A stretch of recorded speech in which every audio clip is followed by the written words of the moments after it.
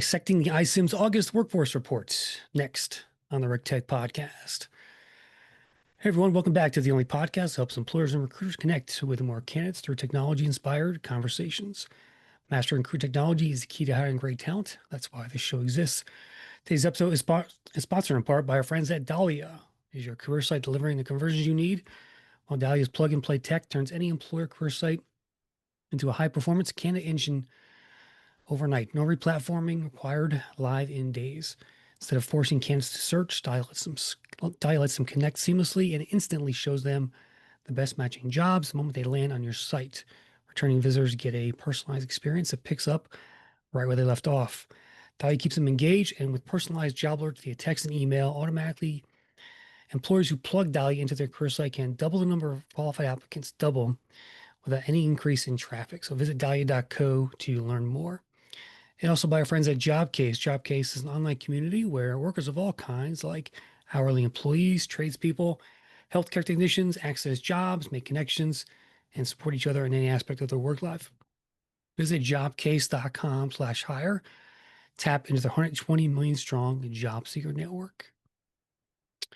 All right, so iCIMS just released the August Insights report focused on AI. This report combines proprietary data from their platform, survey insights from job seekers, and also Lighthouse research and advisory findings focused on TA leaders to give a full picture on how both sides of the hiring equation feel about AI and how it's reshaping job seeker behaviors and more. Joining me to discuss this is Trent Cotton. He is their new head of talent acquisition insights and analyst relations. Hey, Trent, it's great to see you, man.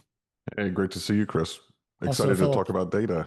yeah, also a fellow podcaster, Absolutely. a human capitalist. I know that well. We're both part of the Purple Acorn Network now as well. So Yeah. we are Yeah. brethren.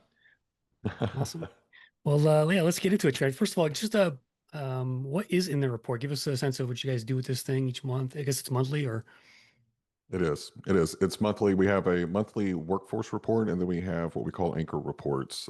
So we try to do two of those a year. The anchor report that we released earlier this year was the 2025 CHR report. Again, all based on data, also providing some insights. We are releasing our frontline hiring report, which will come out in September. This monthly report is a free resource, and what we do is we go in and we look at the numbers from our platform, looking at all the different interactions. And we really kind of cast a lens on what's really going on in the workforce and what are the strategies that TA leaders, CHRO, and the C suite really need to look at when developing their workforce strategy. very cool. Okay. So let's talk about the big picture here. I got the page pulled Yeah. up here on the Zoom, but yeah, give us the highlights. What are the takeaways here? All right. So a big takeaway is that hiring is down, openings are up, and applicant activity still remains higher year over year. So if I had to give July's numbers, looking at our three-line report, if I had to give it a theme, it would be a widening gap. So if we look over the last year, the openings and the hiring, it kept relational. So whenever one dipped, the other dipped. It was, they were kind of like twins, just a little bit different in terms of, there was always going to be a little bit more openings than hiring, which is understandable. This month in July, we saw hiring continue to dip, which it has started a downward decline back in April, but openings ticked up 5% year over year, and then month over month it was pretty high as well. So while hiring managers are still apprehensive, maybe hesitant about pulling the trigger on a hire, it seems that jobs are still being created. And again, we still have higher than last year application rates, so it's causing some stress on the recruiting process. Yeah. Definitely. Okay. What do you think that the reason is for there's hiring is down, but the number of openings was up a little bit? Well, I wish the data gave me just an absolutely black and white. So I'm going to pull in 20 something years of experience and use the data to give you some, what's the word I'm looking for? How I would probably characterize what's going on. So the first one is all of us that have worked for large enterprise companies, or even any size company, the top of the house usually has one plan, and then the hiring managers that are on the ground have a completely different reality. And so part of every recruiter's job is sitting in that gray spot and being able to advise both up and to the hiring manager. I think that dissonance is growing even more. At least that's what the data is looking like. And then, there is some hesitancy with everything that's going on in the market. There's a lot of stuff, everything from economic uncertainty to, just the workforce, the job. And I think sometimes hiring managers suffer from overanalysis paralysis. They have more applicants, and so it's harder for them to make a decision. So to me, it's just kind of the perfect storm that's brewing that I'm really going to be anxious to see, does this trend continue in August, or was this just kind of a blip? Yeah. The every ATS I talk to seems to say that applications are just skyrocketing, and your Hmm. it is pointing upward there. Yeah, and What are you if guys you saying look at internally? Yeah, what are you guys saying internally about that? I'm just curious what the discussions are like. Is it are you worried about these lazy applies and bots and for many job seekers, it's a numbers game out there, and I don't know. I don't see that going down anytime soon, right? Yeah, I don't know that there is any one solitary answer on how to deal with that, because where my heart goes is for the candidates who are out there who are actually trying to and are qualified for the role that they're applying. They're getting caught up in all the other noise at the top of the funnel. So, I do think that recruiters really need to focus on how do you make sure that you pull those quality candidates through, even though it is tougher because you have more at the top. You really need to kind of double down on that, because it affects your candidate experience, and it also affects the bottom line. You want the best talent that's out there. Yeah. So the report points to a kind of a clear disconnect between AI adopters and non-AI non adopters in talent acquisition when it comes to hiring Hmm. efficiency here. What's that tipping point, do you think, that's in perceived time savings here between the adopters and the non-adopters? Yeah, so in our survey that we leveraged in the report, it seems that kind of that 2 hour mark of savings is where there's some tipping. So what the research company did is they asked over 1,000 TA organizations, are you leveraging AI, yes or no? And then based off of that, they asked the question, how many hours do you think that AI is saving? And the big difference happens at 5 hours. So those companies that are already leveraging AI see that minimum 5 hours are saved, at least 24% that answered, Hmm. versus 13% of those that are not leveraging AI saying that they think that AI can save 5 hours. So why am I calling that the tipping point? Because for me, I think that's where the line of sight gets a little murky for someone who is not currently finding ways to leverage AI to strengthen their recruiting process. Conversely, if you look, the perceived time savings from the non AI users is higher on the less than 1 hour a week and then the 1 to 2 hour a week. So on the flip side of it, it's almost like those that are leveraging AI, there's a threshold. Like if it's not saving my recruiters 2 hours per recruiter per week, then that's not an AI solution I'm going to use. I'm going to go Yeah. maybe try to find one that is going to get me back into that 5 hours or more a week. So that was really interesting to me. Yeah. Okay. Yeah, good data there. What walk me through where you see recruiters, seeing the most impact here as far as the technology and the functionality and use cases here. Give me some thoughts around that. Yeah, so I will tell you, this one surprised me. I would have bet a paycheck, honestly, that the data would have come back and said that AI or the respondents would have said that AI gives the most value at sourcing candidates, top of funnel activity. It actually came in third. So what came in first, and they could, just to kind of help, because the numbers, if I start mentioning the numbers, they're not going to make sense. They could select up to two. All right. So 55% of the respondents said that the most value comes from screening and matching candidates, or excuse me, screening and assessing candidates, and then 40% was matching them to jobs. That surprised me because I guess I had something else in my head. But now, whenever I look at those job numbers that we were just going through for July, where is the biggest stress? It's how do we take all of these candidates and figure out who is quality, who is qualified, and Yeah. get them through that process. So it does make sense. Maybe we're looking at the current pains and where do we think that AI could provide the most lift, and that's kind of where we're locked in. And the other thing that's really kind of a good interesting side data point that's not in the report that the researcher did share with me is that on the matching candidates to jobs, flipping to the candidate side, he had other data that said that candidates loved whenever AI matched them to other jobs in the organization. So they apply for one, and the AI goes in, makes an assessment, and says, "Hey, you're qualified for the role that you just applied, but here are five other ones that you would be qualified for. Are you interested in that?" They really liked that. So if you have an opportunity to turn that on into your recruiting process, I think it would definitely enhance your candidate experience. Yeah. Um, Recruiters in the loop here, or humans in the loop. I call them checkpoints, I Yeah. guess. Hmm. Have to be there. Let's talk about that a bit. What you can't know about that balance there.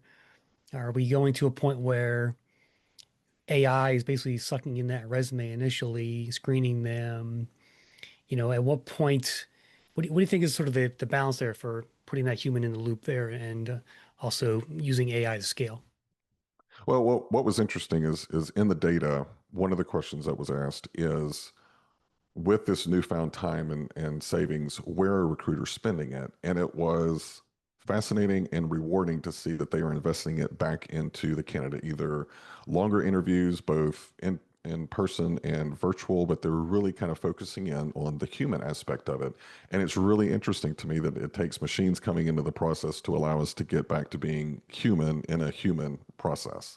And then the second is that they're actually using the extra time to go and analyze their metrics and their measurements and making sure that their efforts are aligning with the business KPIs. So to me, this shows that with that extra time, recruiters can get to be in that strategic value added position that I mean, I was a recruiter, all of us wanted to be, but we were bogged down by so many process ridden daily activities. AI could give us the lift that we need to do it. Um, and then also too, I think, the real power is whenever AI is embedded in the workflow. That's kind of our approach. We want AI to be in the process every day with the recruiting team, not something that they have to go and, like a sidekick or anything. It's living and it's working exactly where they are. So, I think that for me, that's the part that I'm most excited about is that's going to increase the adoption. And it just means that we're going to be able to spend more time with candidates, better candidate experience, also probably going to increase the quality of hire because there are some things that only humans can assess at this point. So very exciting times. Yeah, one AI vendor I talked to is calling the recruiters now relationship architects, Hmm, which and that interesting. makes a lot of sense to me as far Hmm. as where we're going here with this, right? Yeah, yeah. Leveraging the AI to bring in the candidates, and then they're taking over and just managing their relationships at that point. Nice. All right, here, let's see. There's also a generational split in familiarity with AI tools in the report. Notably, millennials needed revealed to be more familiar with AI than Gen Z. Not surprising there. Um, let's talk about what's causing that. How can recruiters adjust their strategies for those not AI native? Mhm. Are candidates pushing back on some of this stuff? Is that the older candidates maybe, or Well, there is some apprehension. So, I, let's kind of go back just a second because whenever you mentioned that you weren't really surprised that millennials knew more or were more familiar with AI in the process than Gen Z. See, I had the exact opposite. I was expecting Gen Z to be their extremely bar to be higher than the rest of the generations, but it wasn't. It was millennials that were actually leading. Hmm. So that was something that was really interesting to me. And in our August report, we also show that of the applicant pool, 63% of them sit between millennial and Gen Z. So that is the bulk of your workforce. Regarding how they feel about AI, another stat that we were able to pull out was, do you think that AI is going to speed up the process? And across generations, it wasn't overwhelming, but it was the majority said yes. So I think that this is a win. All right. If we can prove that AI does get the right person in the right role at the right time faster, that's going to increase the candidates' trust level. There's going to be some credibility to it, and they're going to be a little bit more apt to engage with it. Now, are we there now? I'm not sure. The data doesn't really say, but I do think that they're in Gen X and probably the baby boomer. There's still a little bit of skepticism. So, you do need to make sure that you're providing some transparency of where you are leveraging AI in the process. So, a lot of organizations, you do the application, you upload your resume. There's usually a couple little screens, the privacy screen, all of that. I would encourage recruiting organizations to consider an infographic or a policy statement, something that lets candidates know here is your candidate journey. Here's where we're going to leverage AI. I think that transparency is going to be the right first step in many steps to come in getting the candidate pool ready for AI in recruiting. Yeah, it's a great content piece there. Like tell the clients what's going to happen from A to Z. Yes. Give them expectations, set their expectations, and let them know where AI plays a role in that. I think is kind of a nice way to do that. I'm surprised that most companies still don't have that. Like it's a simple page you can just create or put it in an Hmm. email after they apply, something like that, right? I'm still surprised how many companies don't take that piece of content seriously and put it out there. And Chris, it's interesting. I was speaking at a college event last year. And one of the questions that came from one of the students is they were graduating soon and they were applying for jobs that they thought that they were qualified for. And I happened to know the company that they were applying to, and I knew definitively that they were not leveraging AI. So, not something I was going to tell the student, but the student asked me, how do I get past the AI screening? Because every time I go through and I answer the questions, the AI disqualifies me. Well, those of us that have been in recruiting, we know that is a D and Q. We have that questionnaire on the front end to try and keep that top of the funnel nice and clean. If that company had come in and said, all right, thank you for applying, Chris. We don't really leverage AI in the process, but what we do have is screening on the front end. If you don't meet the minimum qualifications or if you answer one of the questions wrong, you will be automatically disqualified from the role and you'll receive an email. That student, in the absence of fact, was saying it's AI. So I do think that we really need to be very crystal clear and transparent on the front end of the process. Here's where we're leveraging AI and give the candidate an opportunity to really understand, okay, a human evaluated me for this versus an AI. Yeah, and that costs you nothing to do as a company, in my opinion. Nothing, It's- nothing. Get your graphic group to create a cool little infographic and Mhm. add it as part of the application process. Totally, yeah. Well, my daughter recently, graduated and was job hunting, and Hmm. she was pretty, she was pulling her hair out. I was like, well, I've been doing this for 25 years, my dear, and nothing much has changed as far as the job hunt goes. So get used to it. But Yeah. I think that AI can finally solve this whole resume black hole problem that we've had Hmm. over the years by using it to communicate with the candidates better, just follow up with them better. Hmm. There's no excuse for it, in my opinion, now that the tech is here, you It's know? kind of it's borderline malpractice, Yeah. you know. But also too, so I like what you're saying, Chris. But let's go a little bit ahead. Okay, so right now there's hiring is down, so you got more candidates fighting for fewer jobs. We all know that this is cyclical. So when things flip and there's a Hmm. lot of jobs and you can't get the candidates, think of the level of impact that having AI embedded in your workflow whenever you have these positions. I don't have to go and do like I did whenever I recruited, going, okay, who was Chris? What was Chris's last name? He would be perfect for this job. Where did I save that? Now I've got, you know, AI embedded in my process. It's going to go and remind me, hey, you've already interviewed Chris. Remember, he came in number two.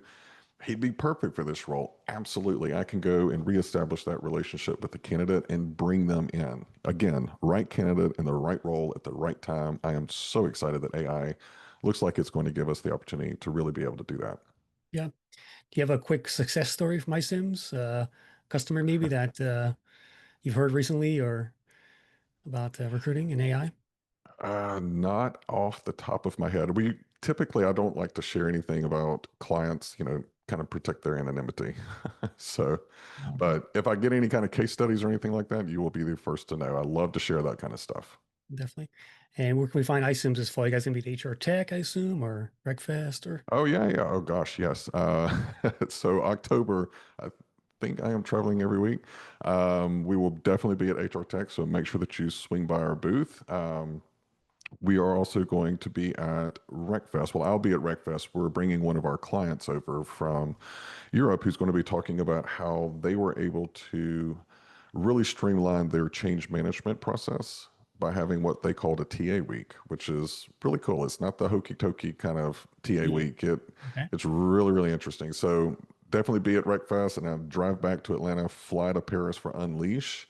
And then I'll be at the Gartner Symposium and UKG Aspire. So Wow. it is going to be a whirlwind, but it's fun. I really enjoy getting out in the community, hearing real life stories and being able to bring that back internally and figure out how do we help clients and prospects solve those problems. Good stuff. Well, Trent Cotton from iCIMS, appreciate you stopping by today. Thanks for the report. We'll put a link in the show notes there if everybody wants to download it. And yeah, appreciate your time again, Trent. Sounds great. Thank you so much, Chris. That will do for this episode of the RecTech Podcast. Thanks again to Jobcase and Dolly for their sponsorship. Be sure to follow myself and RecTech Media on LinkedIn. See every podcast, video, and blog we publish. Thanks for tuning in, everyone. And remember, always be recruiting.